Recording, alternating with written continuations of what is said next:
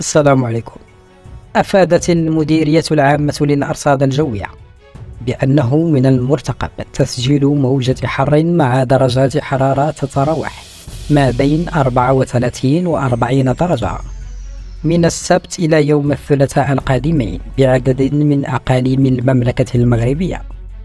وأوضحت المديرية في نشرة إنذارية من مستوى يقظة برتقالي أنه يرتقب من السبت إلى الاثنين تسجيل درجات حرارة تتراوح بين 37 و 40 درجة بكل من تارودانت والسمارة وطاطا وأصزاك وداخل أقاليم إنزقان أيت ملول وأكادير إيدا وتانا وقلمي.